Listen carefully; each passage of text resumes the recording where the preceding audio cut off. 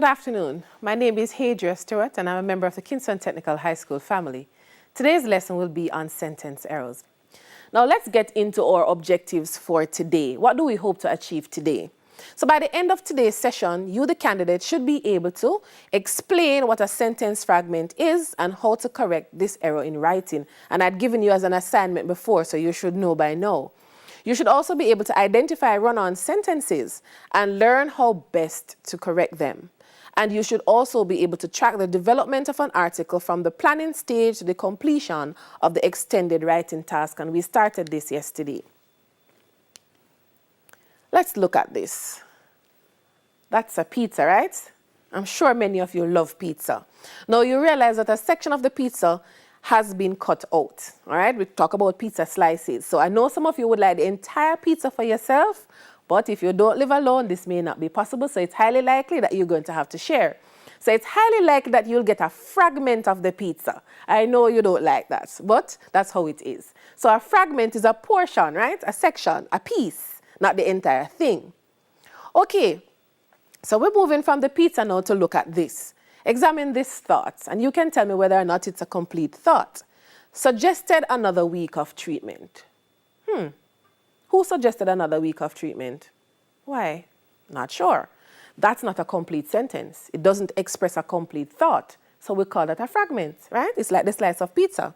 Okay, so a sentence fragment is a type of incomplete sentence that lacks the necessary grammatical elements to make an independent clause. We spoke about independent clause yesterday and I know you remember it, right? So a sentence fragment is exactly as it sounds. It's a fragment of a sentence or a piece of a sentence or a part of a sentence. So a sentence fragment, that's just it, a part of a sentence, it's incomplete. Now, a sentence fragment is a group of words that resembles a sentence. So when you look at it, you say, whoa, what this is a sentence. But when you examine it closely, you realize it is not. Something is missing. It will start with a capital letter and it will end with an end punctuation mark. However, it is neither an independent clause nor a complete idea, right? So we have a problem there. Now, a sentence fragment can be very confusing for the reader. And as the teacher, I'm going to be reading what you write and you don't want to confuse me, right? So usually, the best thing to do is to fix it by adding what is missing from the sentence or joining it to another sentence. So focus on how we fix the problem now, all right? So we can identify what is missing, whether it's a subject that's missing or a verb, right? It's up to, based on what is available.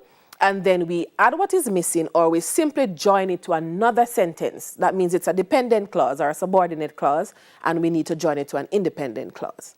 Now look at this. So we started off with this sentence fragment. Suggested another week of treatment, right? We all agree that it's an incomplete thought. Now if I added simpler subjects, if I simply said Dr. Watson suggested another week of treatment, does that make sense to you? Of course it does. We know who did what. Right, so we have a subject, Dr. Watson, what did she do? She suggested another week of treatment. So now we have an independent clause. Now, some sentence fragments lack a subject, no subject. Remember when you want to find out the subject of the sentence, you ask who or what the sentence is about, okay? Here are some examples of sentence fragments along with possible revisions that include a subject. So we have, shows no improvement in your efficiency. What? Not very clear, is it? No. This is how we could revise that. The evaluation shows no improvement in your efficiency. So we have added a subject, which is the evaluation. So now that we have evaluated you, now that we have assessed you, we are not seeing any improvements in your efficiency. The second one, slammed the door and left. Who did that? Right? We have no idea. So it means that the subject is missing, so we have to add a subject. So in this case, Simone slammed the door and left. Simone is very upset. Now, we have sentence fragments without a verb. All right, so the first set, no subject, and in this one, no verb. So some sentence fragments have a subject, but no verb. Here are fragment examples along with possible revisions, including the verbs. So we have a time of wonder and amazement. What about this time? We have no clue, right? So that was a time of wonder and amazement. So we're talking about something that has happened already. You know about it, I know about it. So that particular thing or that particular period was a time of wonder and amazement. Complete thought, independent clause. Now look at this one, the elected official for your constituency. What about him? Have no clue. All right, so we can fix it by saying the elected official for our constituency was unpopular. He was not well known. Very good. So we have some sentence fragments that are dependent clauses, so they can't stand on their own and make sense, okay? Some sentence fragments are dependent clauses that cannot stand alone. Here's an example along with a possible revision to make the sentence complete. Because it was raining yesterday, raining heavily. What happened? All right, so guess what? We canceled the picnic because it was raining. So the dependent clause is because it was raining, right? And remember that the dependent clause can come at the beginning of your new sentence or it can come closer to the end. So in this case, it comes closer to the end. So we added the subject. What did we do? We canceled the verb there. So we canceled the picnic because it was raining. Now we have a complete thought. Another one. Since she never saw that movie. Okay, so since she never saw it, what happened? All right, so we should invite her, right? That's a nice thing to do. So we should invite her since she never saw that movie. So that is how we added, or that is how we fixed this fragment. The other one, such as drama, music, and dance. And when we are writing in a rush, we tend to make these errors. And which is why it's always very important to spend some time afterwards and proofread our work and make the necessary corrections before the papers go to the examiner, all right? So I'm rushing. I'm watching the time and I want to finish this exam in time, so I'm rushing. Such as drama, music, and dance. What about those, right? I can correct that by saying I like the arts, right? Such as drama, music, and dance. So I've added my subject there. To explain why that happened. Okay. All right, let's fix that. He neglected to explain why that happened. So we have added the subject and the verb. He is the subject and neglected is the verb. So now we have complete sentences, independent clauses. All right? So bear that in mind. I hope you are making notes, and remember that you can rewatch the lessons and make notes as you go along. So sentence fragments are things that you want to look out for and things that you want to avoid. Now I love this one. Run-on sentences. Right? And the name says it all, okay? So one sentence is actually running into another. I wonder why. As I said, most of the times it happens when we are rushing. And sometimes when we're not very careful, okay?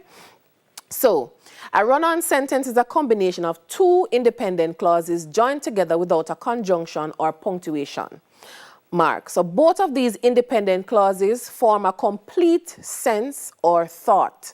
However, when they group together, they need proper punctuation for clarity. Remember, when you speak and when you write, you want to ensure that whatever you say or write is very clear. Now, we have different types of run-on sentences. One is called comma splice. Yes, comma splice run-on sentence. In this type, a comma splits two independent clauses. So you have two independent clauses and you use a comma to separate them. That's not good enough. The position of this comma is a bit weak, yes, to make a complete relationship between two complete sentences. Thus, it requires a proper coordinating conjunction to make a relationship. For instance, people are mingling, everybody looks so happy. So people are mingling, that's one independent thought. Everybody looks so happy, one independent clause. Both could stand on their own and make sense. It would be much clearer if the conjunction and were added. So we would say, people are mingling, and notice the comma, right? It comes before the coordinating conjunction. So people are mingling and everybody looks happy. So that's how we fix this run-on sentence. Then we have what is called fused sentence, okay? Fused sentence. So the first one was a comma splice, and this is fused. This occurs when a writer connects two clauses with no punctuation. So before we used the comma, which was not strong enough, now we have none, where the main clause makes perfect sense on its own. So the independent clause should not be smashed together into a fused sentence. For example, a wise man makes his own decisions. That's an independent clause. An ignorant man follows public opinion. So we have the two independent clauses and no punctuation between. So this is how we would fix it. A wise man makes his own decisions, end of sentence. An ignorant man follows public opinion. Or instead of using the full stop, we could put a semicolon, which is much stronger than the comma. All right. Now, use of run-on sentences is usually incorrect because it makes the writing too difficult and intricate to understand. So we want to avoid the fragments and we want to avoid the run-on sentences. Now, I had this last point that is usually incorrect because some writers, when they're writing stories, they use a lot of run-on sentences for certain effects. But generally, when we are writing, run-on sentences are considered errors. Okay, so we want to avoid those. So to avoid the run-on sentences, see if there's more than one idea communicated by two or more independent clauses. In our examples, there are two complete sentences. Lisa enjoyed the bouquet of lilies John gave her on prom night. She prefers roses. Two independent clauses there. So both sentences are complete ideas by themselves. Therefore, use a semicolon or a full stop to indicate that they are separate, independent clauses. So we would write, Lisa enjoyed the bouquet of lilies John gave her on prom night. Semicolon we put right there. She prefers roses, or we could put comma and use but. So Lisa enjoys the bouquet of lilies John gave her on prom night, but she prefers roses. Excellent. All right. Now let us go back to something that we started yesterday. So we were looking at the stage 2, set 2 extended writing task. And the theme for that year was social media. Remember the theme for this year? Yes, it's climate change. So start doing your research. So section 2 values 30 marks, the most marks on this exam. And you're told to write an article or a blog about social media. And you have quite a few things to think about. How easy is it to access social media? The benefits of using social media, your concerns about the use of social media, how social media might change the way we communicate. You may use information from the source documents, right? But the article must be in your own words. And paraphrasing is something that you must practice, okay? So the writer says it one way. How can I say the same thing my way? How can I express it differently? That's paraphrasing. And of course, your word limit is 200 to 300 words. All right, so you know you're going to be tested on planning your writing, using appropriate format and structure, using suitable language and level of detail, writing clearly, using appropriate sentence structure, grammar, punctuation, and spelling, and presenting information in a logical order, and of course, yes, using paragraphs appropriately. Now, creating the plan is very, very important. So spend the time to create the plan, and remember that City and Guilds will actually reward you for making a plan. Now, a plan is not a rough draft, okay? It's just a list of ideas that have come to mind that you're going to use in your piece of writing. Now, these are my notes. This is what I did on my own. How easy is it to access social media? Before I get into that, I would want to define social media, okay? Then I can talk about the fact that it's fairly easy to access social media if you have internet access and a smart electronic device. Both the internet and smart electronic devices are easily accessible in most countries. What are some of the benefits of using social media? Think about it, and these are some questions that you can ask your friends and your family members. Okay, so we can think of the almost instant communication.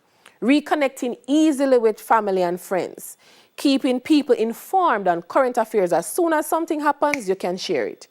Give people a platform to express themselves. It fosters creativity, very entertaining, and appeals to most senses. Now, what are some of our concerns about the use of social media? Well, we can talk about the violation of people's privacy, cyberbullying, stolen identity, children's vulnerability on social media platforms, the negative effects of rumors, oh yes, lewd and vulgar content, and lack of censorship. And how might social media change the way we communicate? Less face-to-face talk, new vocabulary may exclude those who are not familiar with social media, and we communicate in a wider variety of ways and many others. Now, you may not use up all of these when you write your article, but have them on paper just the same. Now, here is one that I have written. My topic is social media, modern media. My name is there because it's an article. I need to know who is the contributor, and the date is there as well. Many persons spend a lot of time on social media, but persons are still not very knowledgeable of this modern way of communicating. Let me start simply by explaining what social media is. The term is defined as websites and applications that enable users to create and share content or to participate in social networking. Blogs, message boards, and chat rooms are forms of social media, but the term is more strongly identified with sites like Twitter, Facebook, Dig, and LinkedIn. I have Twitter twice, that's fine. Without a doubt, social media usage is growing daily. From my research, I discovered the latest social media statistics worldwide from Emarsys, which states that there are 3.2 billion social media users, which make up almost half of the entire world population. Wow. How easy is it to access social media? It is fairly easy to access social media if you have internet access and a smart electronic device. Plus, there are lots of online resources available to get you started. What are some of the benefits of social media? Right? Well, think the benefits of social media are numerous. Let me list some of them for you. So they provide almost instant communication. They allow people to connect easily, keep people informed on current affairs, and give people a platform to express themselves. Plus, they are very entertaining. What are some concerns about the use of social media? As with most things in life, there are pros and cons of social media usage, which include violation of people's privacy, cyberbullying, stolen identity, children's vulnerability on social media, lewd, graphic, and vulgar content shared easily. And how social media might change the way we communicate. The reality is that social media has already changed the way we communicate. We are seeing less face-to-face communication, new vocabulary being created, people communicating in a greater variety of ways, which lends itself to more creativity, media literacy becoming a new norm, and people becoming more dependent on the internet and electronic devices. So I did not get a chance to use up all of my points because I had a word limit to adhere to, okay? So remember this text, the City and Guilds English text is available, right? It's City and Guilds 3850 English for Caribbean Schools by Sharon Ann Stark. Remember to practice, practice, practice, okay? So that's all the time that we have for today. Remember to wash your hands, sanitize, and stay safe.